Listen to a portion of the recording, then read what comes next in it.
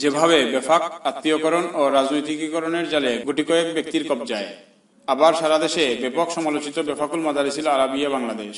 কয়েকটি মাদ্রাসার সাথে অন্যায় বৈষম্যমূলক আচরণের কারণে হাইকোর্টে রিট করার পরে বেফাকের সিদ্ধান্ত বদল ও ভুক্তভোগী মাদ্রাসাগুলোর ব্যাপারে নতুনভাবে পরীক্ষা প্রস্তুতির ঘোষণা নিয়ে চলছে আলোচনার ঝড়।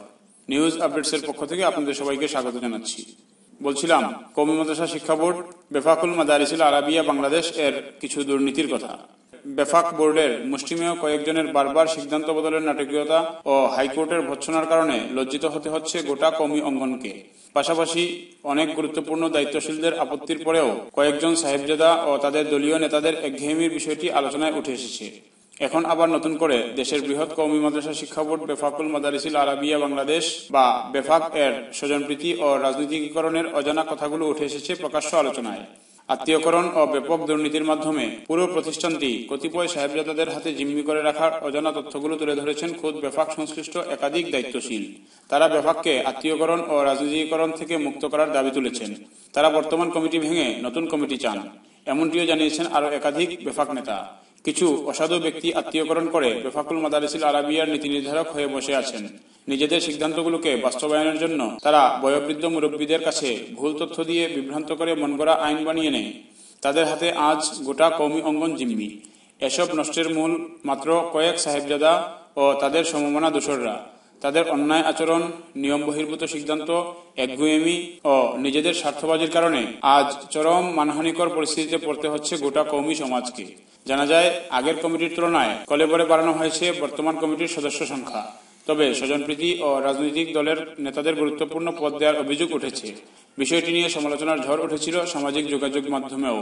অনেকেই বলেছেন, দ্বীনি শিক্ষায় স্বজনপ্রীতির বিরোধিতা করা হলেও এ ধরনের চর্চা দেশের সবচেয়ে বড় কওমি প্রতিষ্ঠানটিকে সঠিকভাবে পরিচালিত হতে বারবার বাধাগ্রস্ত করছে। শিক্ষা ও শিক্ষামূলক গবেষণা কার্যক্রমে বাধা দিয়ে হেফাজতকে বিকৃত করার পর নানান বিকৃতির বিষয়ে সরাসরি বেফাকের নামে কওমি শিক্ষার্থীদের মিছিল মিটিং সহ বিভিন্ন কাজে ব্যবহার করছেন কতিপয় ব্যক্তি। হেফাজতে ইসলামের আমির শাহ আহমদ শফি গত 10 বছর ধরে সভাপতির পদে আছেন। নির্বাহী কমিটিতে আছেন 116 জন, শুরা কমিটিতে আছেন 242 জন। পদাধিকার বলে নির্বাহী কমিটির 116 জন সদস্য শুরা কমিটিতেও অন্তর্ভুক্ত রয়েছেন।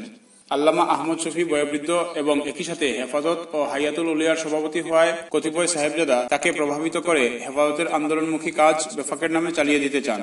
এদিকে কতিপয় সাহেবজাদাদের প্রভাবে বোর্ডের গত কাউন্সিলে ঘোষিত নতুন কমিটিতে জায়গা দেওয়া হয়েছে প্রভাবশালী আলেমদের আত্মীয় স্বজনকে। একই সঙ্গে রাজনৈতিক দলের গুরুত্বপূর্ণ পদে থাকা ব্যক্তিরাও বেফাকের দায়িত্বশীল পদ পেয়েছেন। জানা যায়, বিগত কাউন্সিলে ঘোষিত নির্বাহী কমিটিতে 27 জনকে সহসভাপতি করা হয়েছে। এছাড়া সরকারি মহাসচিব নির্বাচিত হয়েছেন 8 জন। জানা গেছে, বেফাকের সভাপতি শাহ আহমদ শফির ছেলে মৌলানা আনাস মাদানীকে সহসভাপতি ও তার জামাতা মৌলানা ইসহাককে সদস্য করা হয়েছে। মহাসচিব মৌলানা আব্দুল কুদ্দুসের ভগ্নিপতি মুফতি নুরুল আমিনকে যুগ্ম মহাসচিব ও মহাসচিবের ভাই মৌলানা আব্দুল কাদিরকে সদস্য করা হয়েছে। মহাসচিবের বেআই মুফতি নিয়ামতুল্লাহকে যুগ্ম মহাসচিব পদে দায়িত্ব দেওয়া হয়েছে। মুফতি নিয়ামুল্লাহ একই সঙ্গে আরেক যুগ্ম মহাসচিব মৌলানা মাহফুজুল হকের ভগ্নিপতি। অন্যদিকে যুগ্ম মহাসচিব মৌলানা মাহফুজুল হকের ভাই মামুনুল হককে সদস্য করা হয়েছে। বেফাকের সিনিয়র সহসভাপতি মৌলানা আশরাফ আলীর জামাতা মৌলানা আতাউল্লাহ আমিনকে সদস্যপদ দেওয়া হয়েছে। সাংগঠনিক সম্পাদকের দায়িত্ব পেয়েছেন সহসভাপতি মুফতি ওয়াক্কাসের ছেলে মৌলানা রশিদ আহমদ। মৌলানা মাহমুদুল হাসান সহসভাপতির দায়িত্ব পেয়েছেন, আর তার জামাতা মৌলানা নিয়ামতুল্লাহ ফরিদিকে শুরা কমিটির সদস্য করা হয়েছে। আহমদ শফির ছেলে আনাস মাদানী বেফাকের সহসভাপতির পদ পেলেও হেফাজতের মহাসচিব ও শেখুল হাদিস হাফেজ জুনাইদ বাবুনগরীকে বেফাকের মজলিসে আমেলার সদস্যপদ দেওয়া হয়েছে। আহমদ শফির নিয়ন্ত্রণাধীন আল জামিয়াতুল আহলিয়া দারুল উলুম মঈনুল ইসলামের বা হাটাজারি মাদ্রাসার অন্যতম প্রধান মুহাদ্দিস হলেন জুনাইদ বাবুনগরী।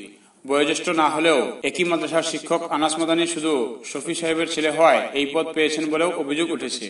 এছাড়া তার প্রভাবে তার একনিষ্ঠ সমর্থিত বলয়ের অনেক জুনিয়ররা সহসভাপতি সহ সিনিয়রদের গুরুত্বপূর্ণ পদে অধিষ্ঠিত হয়েছেন। বিগত কমিটি গঠনের পরে ময়মনসিংহের বিভিন্ন মাদ্রাসার মুহতামিমের বা প্রধান শিক্ষকের মতবিনিময় সভা হয়। সেখানে ইত্তেফাকুল উলামা বৃহত্তর ময়মনসিংহের মজলিসে আমেলার সভাপতি বেফাকের সহসভাপতি খালেদ সাইফুল্লাহ সাদি বেফাকের কমিটি বাতিল সহ 6 দফা দাবি পেশ করেন।